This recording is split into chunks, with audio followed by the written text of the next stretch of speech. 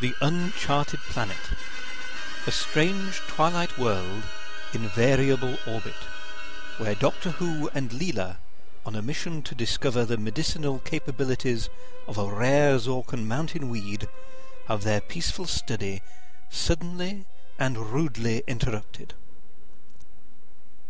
"Help me! Please! You've got to help me! I've got to be changed!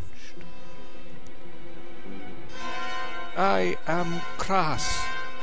You must help me change back to what I was before. Before what? What has happened? Crass explains how Emsone, a mystic from a neighbouring mountain, had invited him to his castle and then caused all of his flesh and clothing to disappear. If you are familiar with the properties of M-rays, you can help me. None of the others here dare oppose Emsone. Doctor Who is able to build a ray system capable of reversing the process. Step inside. I'm afraid you will be unable to move until the reversal is complete. Thank you, Doctor. Doctor Who switches on, and a narrow beam moves slowly across Crass's body. Crass feels the life returning to his hand, his arm, his shoulder. He sees the Doctor's confident face, Leela's hopeful stare. And then he sees danger.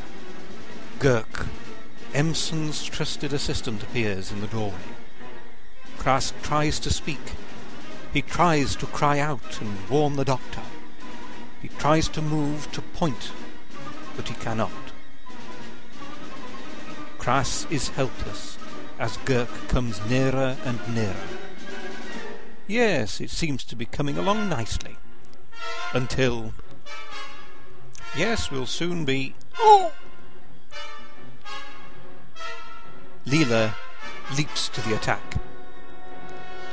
But she is no match for the man-mountain called Gurk. It is some time before the Doctor recovers. Oh, my head. And when he does, he is met by the results of his experiment. An experiment begun, but not ended.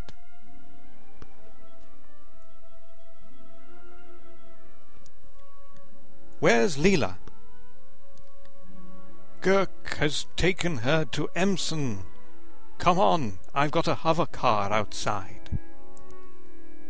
With Crass as navigator and the Doctor at the controls, the hover car sets out for Emsone's castle.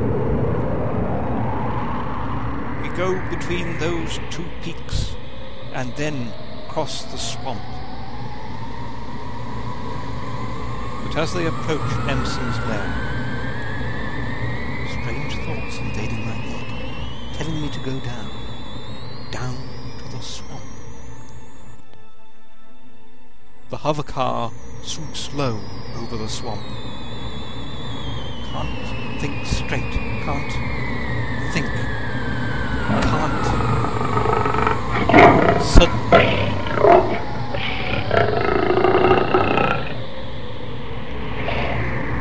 must get out of the way, must dive down, must escape. As the Doctor begins to maneuver to avoid the beast. No, Doctor!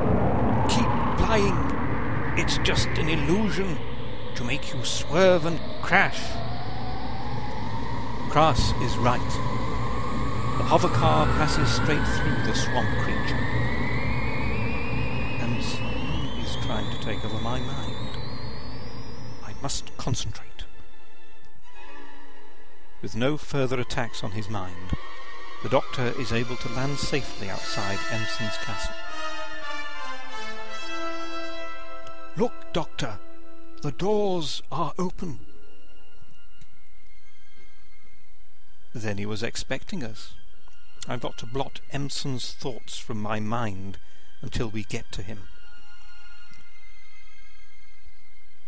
As they walk through the cavernous passageways of Emsone's castle, the Doctor forms a single image in his mind. A wall that will not crumble, a wall that will not crack, a strong, thick wall that will stand firm between the Doctor's brain and whatever demons Emsone might try to put in it. The wall holds firm until they reach Emsone's chamber. "Ah, Doctor! So glad you came. I hope your journey was sufficiently exhausting for my purpose. We mystics prefer to prey on tired minds." "I may not be as tired as you think, Emsone."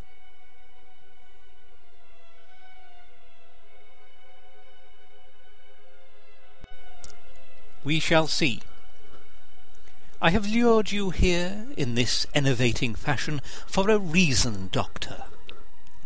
I want something from you." "I suspect you won't want to give it to me." "You see, Doctor, I have a machine. A machine I built myself, employing all my knowledge of science and the black arts. This machine will make me very rich and powerful. But there is a snag. My machine needs one more component before it can function to full effect. The living brain of a Time Lord. Your brain, Doctor. Your tired, anguished brain. I am going to master it, and then I am going to put it to work in my machine. Right here." An amazing battle of wills begins in total silence. "You will surrender your brain to me, Doctor. I will do nothing to increase your power. You are evil." But soon the pure, raw, elemental energy generated by two fantastic minds in conflict begins to manifest itself in a series of erratic power wave emissions, and the upper walls of Emsone's castle begin to shake and sway. Emsone thinks the swaying walls are an illusion created by Doctor Who as a diversion. A rather crude ploy, Doctor, and one doomed to failure. "This is no illusion, Emsone. This is reality. The walls are falling in. I'm taking Leela and getting out of here." The Doctor, Leela and Kras run for the door as the walls start to fall. "But this isn't how I planned it. My castle can't fall down now. What about my machine? This just can't be real. It can't be. It can't be real."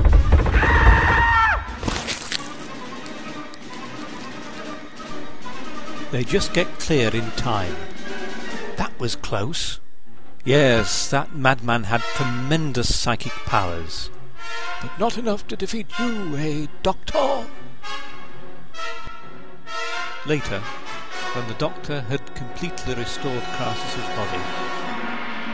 "Thank you, Doctor. If there's anything I can do to assist your experiments with the mountain weeds, I'd be most grateful. If they don't do anything else, at least they make an excellent cup of tea."